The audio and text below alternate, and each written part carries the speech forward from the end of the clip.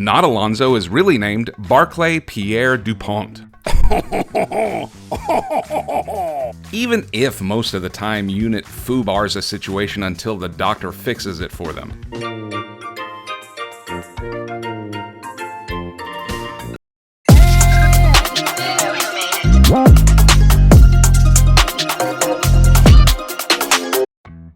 Because I have an awesome subscriber base, a little elf decided to give old Salty a bit of a gift this holiday season. The gift of the first 2 episodes of The War Between the Land and the Sea. I won't say who this elf is, but we all want to thank that elf. If you were happening by to see the Terror of the Zygons, don't worry, it's coming soon. But the cool thing is, so far, I've been pretty successful at avoiding spoilers. Not all of them, mind you, but enough. And I do encourage anyone who has not seen this yet to wait to watch the review until after you have seen the episodes proper. God knows you shouldn't be watching me to get your first impression of a Doctor Who or Doctor Who adjacent show. If you haven't guessed by now, I'm a fucking moron. But here we are, and you're getting a double bill today because when I watched these first 2 episodes, I got what everyone was already saying about this series. It feels like a throwback to a classic Doctor Who story. Without the Doctor. We've had spin-offs before, but never a standalone miniseries. And the way this one is presenting itself, there is a definite correlation to the classic series, and not just with the monster. Because spoilers, the true monster is us. So let's stop fucking around while I keep losing the casual viewers that came here to see the review. Let's dive into the first 2 episodes of The War Between the Land and the Sea. Subscribe or I'll rain trash down on your family.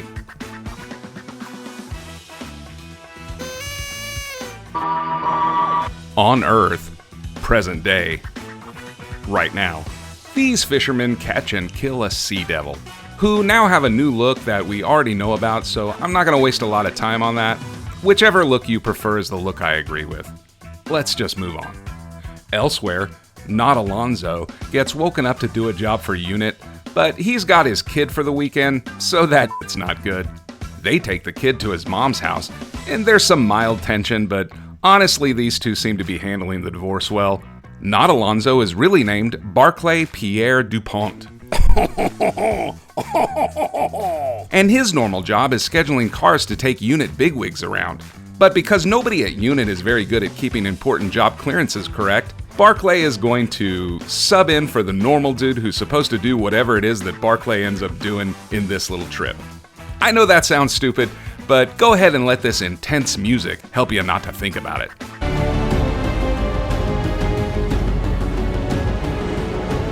They get on a plane to go to a helicopter to hike up some cliffs to get to this village. There they find that sea devil from the beginning, but those fishermen hung it up to make a quick buck. The general calls them Homo Aqua because we're better than that now. But I'm gonna call them sea devils.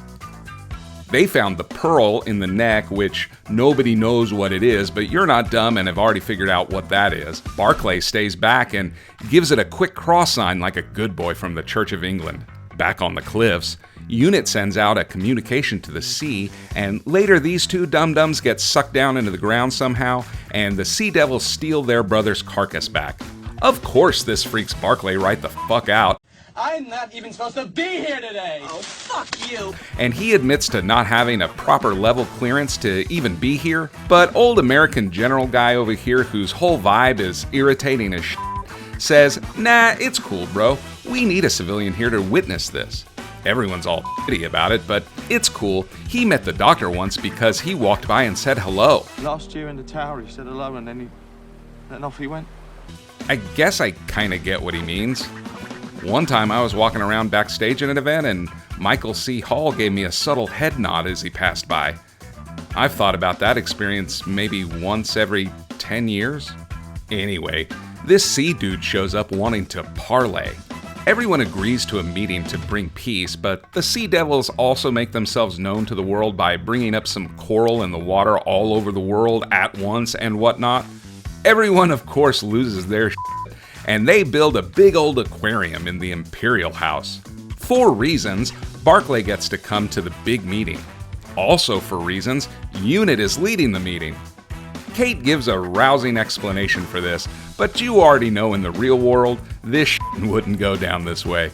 Also, the ambassador they picked up for the negotiations is your standard white dick, so you know that shit's gonna be sick. The fish folk show up in the tank, complete with a new ugly fish that we've never seen before, and then this fish girl and her guards come out through the airlock. Turns out, she don't need your translator because she can speak all kinds of languages, biatch.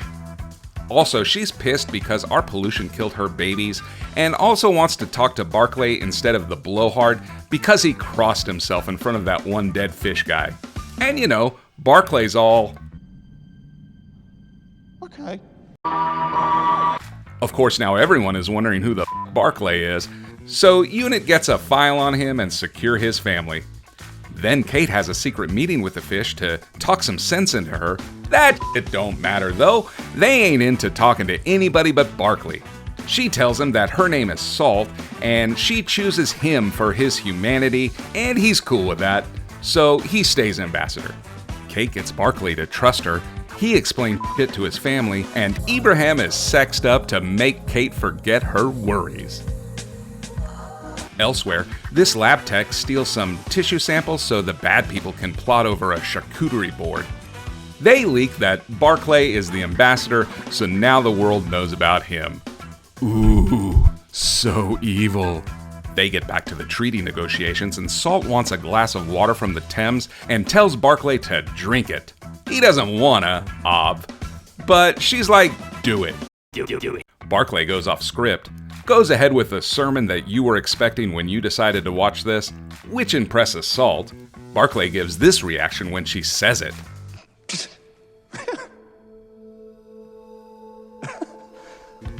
Which was weird. Also a very quick negotiation day because Barclay goes home and his ex-wife is jealous of Salt while Kate and the gang debate how all the fish folk work together. The next day, the world commits to reducing ocean pollution 50% by 2065. Salt's like, duh fuck. And the world's like, well, it's super hard. And there's people that make money off this. And we gotta get a lot of governments to work together. And that takes time. Because it sucks. And you've already waited a long time, so 50% in 40 years is better than nothing. But Salt's like, nah, f that, we'll clean it up for you. So they just dump all the trash from the ocean back on the land. Everywhere. And not just the trash, like ships and tires and shit. People die. It's pretty funny. Although I feel like there probably would have been more trash. Barclay goes out and saves his family. The world is pissed, and they go back to negotiate. Salt has 3 demands if there's going to be an armistice. The first is no more pollution, which you know, we'll get right on that. She doesn't want anyone to travel from landmass to landmass, even planes or bridges. Of course, this makes everyone yell at her, so she turns male, and everyone gets scared about it. Really? Fish people that can talk, look like humans, walk on dry land, and can throw the Titanic from the sea, but the second the thing turns trans, you all get scared? Okay. The third demand is humans come to them and meet them underwater for further negotiations. And Barclay says, Okay. the end. Huh, well, okay. I can certainly say that I'm intrigued. Let's talk about the things that I like. I really like what they're going for in this series so far. I like the idea of taking a fantastical show like Doctor Who with all its weird-ass aliens and grounding that in reality to see what would happen. Now, I know they were not 100% successful in that endeavor, as we'll get into, but as a Doctor Who fan, if you get it 75% right, you're kind of in rarefied air. I don't think anyone can deny that the show absolutely looks fantastic. It does make me wonder how the budget was allocated between the 2 shows with the new partnership deal, considering all of this feels pretty expensive, but whatever. Doctor Who on Disney looked good too. I also like the overall premise of the Sea Devils getting all fed up after Salt's babies die, or whatever it was that broke the camel's back to get them to talk. They do a pretty good job with the suspense in the first episode, with the fishman that comes up to parlay, all the way up to the reveal of Salt and the gang. And I always enjoy when any Doctor Who media lets me know what the rest of the world is thinking during a big moment in history like this. Normally all you get to see is just like a reporter, but I liked what Russell is doing with the TikTok and the social media screens. It just gives me a quick reaction, and that's all I really need. The Sea Devils do look great. I know this isn't the classic Sea Devil, and if I was paying the right attention, they sort of explained that by saying that this was a different species or some. Fine, that works for me. Although you could have done the bitchy fandom that gets bothered by this sort of thing a favor by including them in the swim up for the negotiation scenes, but whatever, you didn't do it. I liked their look. Even you, ugly fish. And I felt like they were weird and alien enough to keep me interested in them being the monster of the story. Even though we already know it's us. I give Kate and Unit a lot of deserved in my reviews. But the truth is, I cannot wait to see Unit in any episode that I'm doing because they are going to do something that makes no sense and is asinine. But I liked Kate in this story. Her being in charge makes zero sense. I don't care if it's now the Unified Intelligence Task Force and that represents humanity, as Kate says. Her ass wouldn't be in charge. But since she is the de facto leader, explained by politicians wanting to be able to lay blame on somebody other than themselves, I liked her. Sure, when they introduced her the first time and we found out her daddy was the brigadier, they gave her a leg up for us liking her because we all love that for her. But I think in all the times that we have seen her, she always brings it, and there's no difference here. You believe that she could command a group like this in a situation like this, even if most of the time Unit foobars a situation until the Doctor fixes it for them. And hey, I'm glad she's getting some, even if it violates every HR policy ever written. Good for you, Kate. Also, this made me laugh every time. You respected our fallen kin when no others did. What are they, Christians now? I know it's been said, but this really did feel like a classic Doctor Who story to me, or at least these first 2 episodes did. You got the big alien threat, you get the world's response, Unit bumbling through another crisis, the normal guy gets thrust into an extraordinary circumstance, the baddies plot on the side. It's all there, just without the Doctor, rock quarries, or hallways. And there is absolutely nothing wrong with that. If anything, I hope RTD and company see the fan reaction to the series and start to see how the mother show should be handled. Of course, I'm not saying it has to follow the exact structure of the classic story every time, but it's nice to see that people want the show to breathe a little.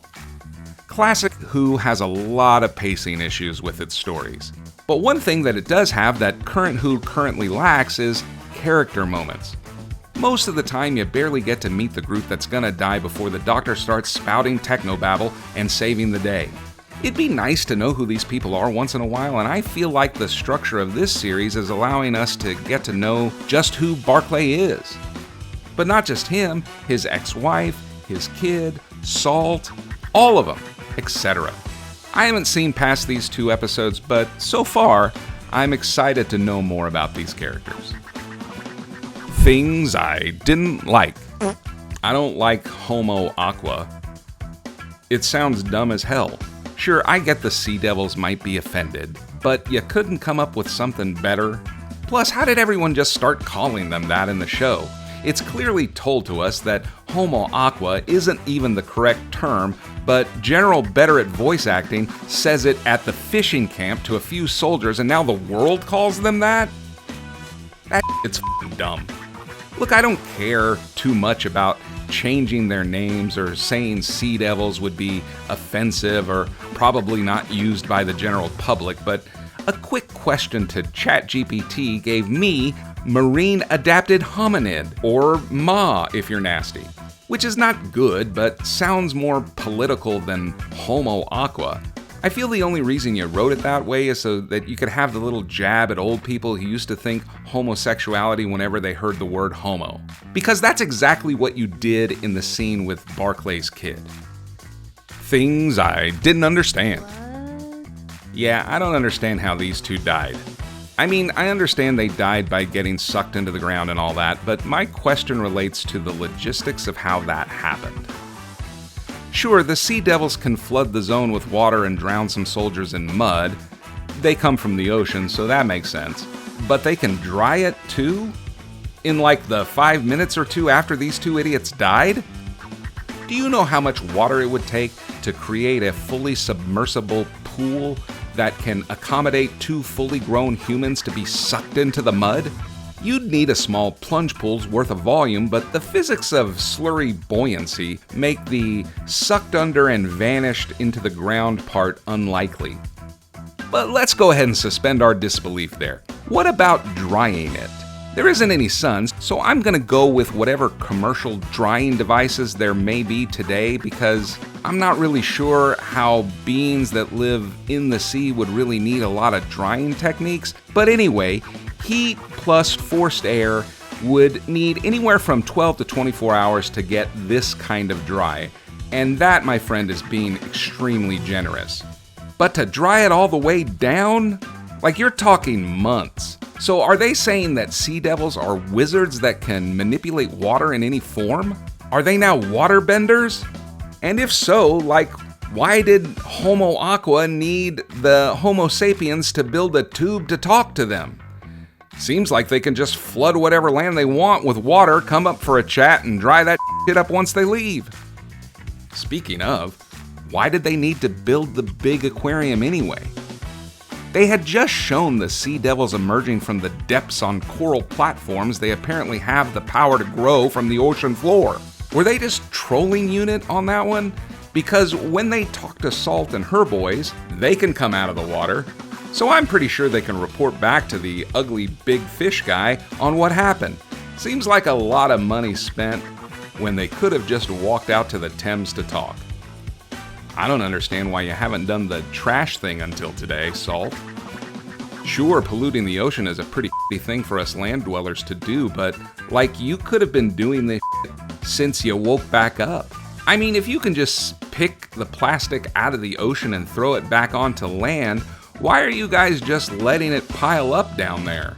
Like if my neighbor started dumping his trash over the fence in my backyard, I'm not gonna wait until my unborn baby dies. I'm gonna be pretty pissed off that day. I'm just saying the sea devils have been around since 1972, and hey, maybe the weird fish head guys couldn't do it, but even if these Homo Aqua species just woke up, you still could have come up sooner and told us to f***ing stop. Also, if removing trash from the ocean is as easy as it seems to be, maybe a better negotiation tactic would be to say, hey, we're gonna start pitching it out, have some big old buckets and winches around because we're tired of dealing with this shit. Seems like if we worked together, we could have got the oceans clear in a year or two. I get that today is better for you, but I thought you were wanting peace. If you're new around here, yes, I completely understand that most of the things that are in this video are nitpicking, but I like to save the special ones for Nitpick Corner!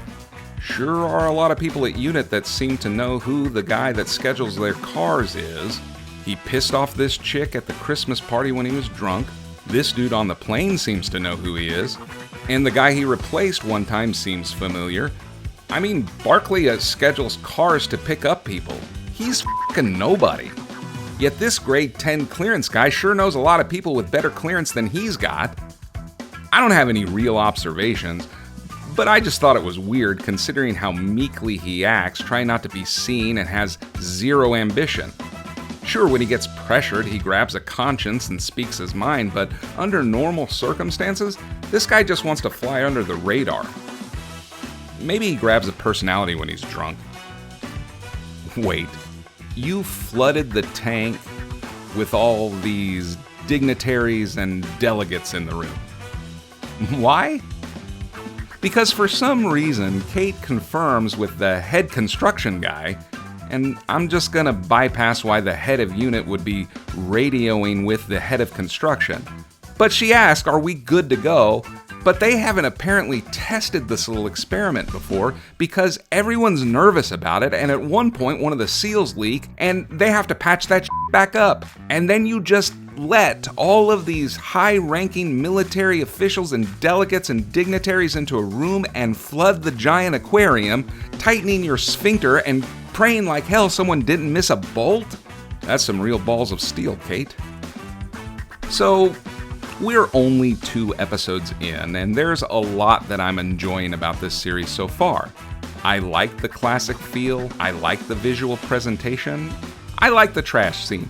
There's a lot to like so far. But, and my friends, that is a very big but, RTD is RTD. He doesn't have a history of landing the plane well, so we'll see. I give the first 2 episodes of The War Between the Land and the Sea a 6. I would love to give it a 7, but the truth is, not really much happened. And I'm okay with the slow pace for now. But now that we understand who all the players are, I'm ready to start seeing some action. Although it would be great if every episode doesn't end with Barkley sheepishly saying, okay. Okay. So we have reviewed part of this series, and I'm currently at the mercy of any Christmas elves that might be interested in joining the Salty Ham Hall of Fame. If not, we will have the Terror of the Zygons on deck, and we will finish this series when it comes to the States. And as always, are you saying you're here by mistake? Yes, sir. And that, I suspect, is how Salty Ham is made. One great big chain of mistakes.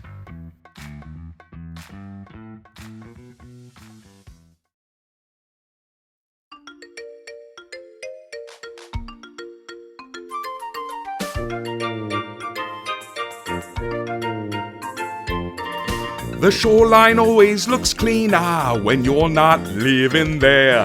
They wake up, not Alonzo, but he's got his kid in there. Just watch how the grown-ups handle it. They see it and say, name it quick. They call him Homo Aqua, but I call him Sea Devil Prick. Under the trash, under the trash. Barclay, it's better down where it's wetter. Kate, can't you see? Up on the shore they yap all day, out in the sun they pass the blame, while we just picking full time and flinging under the trash.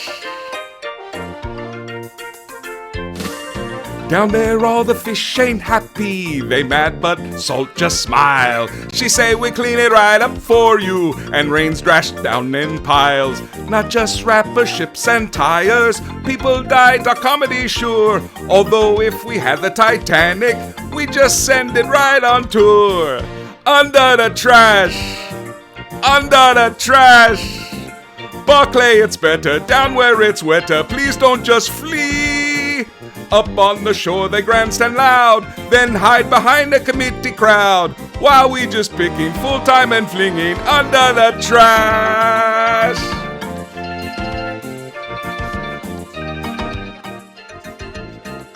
Hello, friend.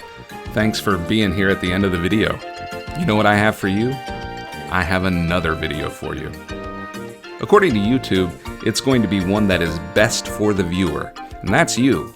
I don't know what it is, but you do, so why don't you click on it, because YouTube knows you better than you know yourself. And we'll see each other next time. I'll talk to you soon. Bye.